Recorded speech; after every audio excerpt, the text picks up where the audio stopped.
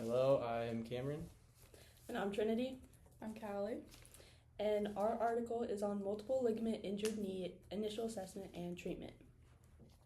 For the summary of this article, basically the multiple ligament and cartilage injuries to the knee are oftentimes part of a multi-system injury complex that can include injuries not only to the knee ligaments but also to knee cartilage, blood vessels, skin, nerves, bones, and other organ system trauma. These additional injuries can affect surgical timing for knee ligament, cartilage reconstruction, and also affect the results of treatment and nerve damage. For this, we found fracture reduction and fixation must be achieved to determine instability patterns, and intra-articular fractures must be reduced to stabilize and protect future ligament reconstructions. The peroneal nerve injuries may occur in multiple ligament and cartilage injured knees and can be treated by nerve decompression, nerve repair, nerve grafting, direct nerve transfer, and tendon transfer. Correct diagnosis with recognition and correction of the medial and lateral side instability is the key to successful ACL surgery. Some key takeaways is that the multiple ligament injured knee is part of a multi-system injury complex that can include injuries not only to knee ligaments, but also to blood vessels, skin, nerves, bones, fractures, head, and other organ system trauma. These injuries can play a big effect on surgical timing for the knee ligament and cartilage reconstruction and affect the results of treatment. Articular surface fractures must be anatomically reduced and secured before instability patterns can be determined.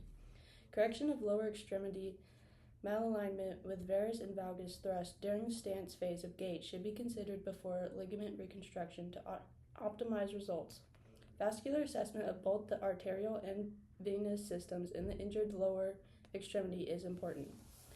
Determination of the instability patterns in the injured knee is important for surgical planning and results optimization. Surgical timing for each case may be affected by surgical timing modifiers. Some of the strengths that I found during the article were after a little research about the writer. He is a quite well-known orthopedic surgeon who actually specializes in knee injuries, which helps with the credibility and the depth of the paper because of the clinical insight that he has. Another strength is that many options were given for treatment plans. Both surgical and non-surgical treatments were talked about, along with rehab options. Lastly, for strengths, the article covered multiple injuries and gave a wide range of topics relevant to the injuries.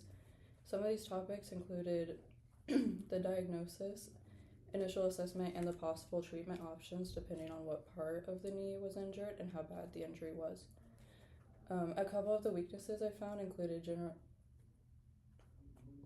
that the field is evolving so quickly. For the first one, given the amount of treatment options that were talked about and the rehab options, the protocol may be based around the author's practices and experiences, and these might not translate into all clinical environments.